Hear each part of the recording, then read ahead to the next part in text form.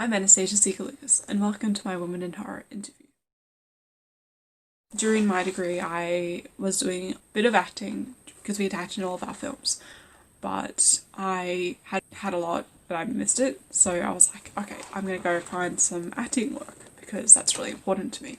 Had a bit of luck through Star Now, so when I met David through a Facebook group for acting, he was an admin of one of the groups, he invited me to a horror film premiere, and look where we are now, and it was called Awake in My Sleep, and it was phenomenal.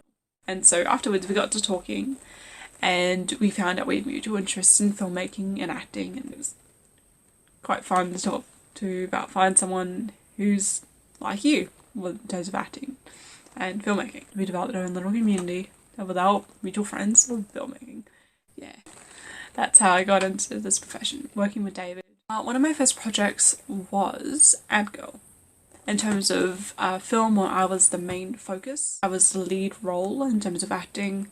I did help do the sound design for it. That was in 2016.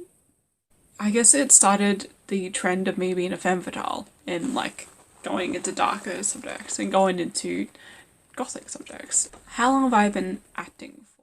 Well, it's from 2012 onwards, basically. I'm still studying my Bachelor of Creative Arts, majoring in theatre at La Trobe. I have graduated from my Deakin Bachelor of Creative Arts, majoring in drama. But in terms of acting as a horror actress, definitely last year with Sinister Symbiosis. This was proper. All the blood and gore. What am I currently working on, and what have I worked on? When I'm working with David, I have a lot of projects that I work on with David. So to mention a few, we've got, of course, Sinister Symbiosis, Parental Duties, Obsessions of a Shattered Psyche series. Now, I wasn't in the first one, but I've been in the following, which were Buried Alive and Death. So those were live performances, actually, that he narrated that I acted.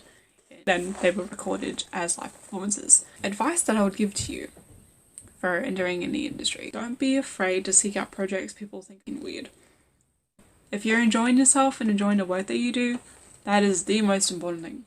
Learn improvisation. Learn improvisation because it's brilliant. So being able to physically improvise, being able to verbally improvise, it's a lifesaver. It's a good way to cover in missed lines, messed up lines. It's a good way to bounce off other actors in auditions, because if you can just come up with something, when the director gives you a direction, they will notice you straight up. When it comes to auditions, particularly if you're auditioning against a bunch of people, nail the character. Nail the character before you get to the audition. Like if they ask you to come in as character, or they ask you to do stuff for the character, do it. Because that way they know that you're really into it, and you might be lucky. You're doing things like really getting into character, like making up like the backstory, breaking down the script so you know exactly what you're going to do in each part of the scene. I tend to make a music playlist to help get into the mind of the character. Make a costume that you feel is appropriate to the character if you don't quite know what it is. Like if you've been given this like specific wardrobe. If you do that, you might find a way to rehearse the character, you know? It helps. When it comes to being on a film set, there is a golden rule, which I think everyone should know. Do not interrupt people when they're talking if you want to ask questions. Always respect everyone on set. Everyone matters on a set. Doesn't matter if you think that they're in a different place from you, don't disrespect anyone on set. Be polite, be kind, be humble, be nice. Genuinely nice is preferred. Because generally, if everyone's having a good time on set, that's not obstructive, that's not disruptive to filming, you're gonna have a really good project, it's gonna come out really well. Watch everything. You can absorb so much by watching and being still. Always listen to the directors and producers. Anyone who gives you instructions, listen to them, follow them. It is good to network. I suggest you network on sets. But again, make sure you're not disrupting filming, make sure you're not talking when someone's trying to get room tone, which is don't annoy the crew. You can ask questions. Make sure you ask questions when they're not busy. If you ever want to ask a question of, make sure they're not busy. Make sure they're not talking to someone else. And do what you're told, basically, and don't touch anything. That's literally the best advice I can give you, amongst everything else. Yeah, basically, be kind, be respectful, give people space, don't annoy the crew, because they will remember you. Not in the way you want to be remembered. I seek out female characters who are strong and independent, but also emotional, because we know women can be super strong and like totally masculine, but they can also be really soft and kind.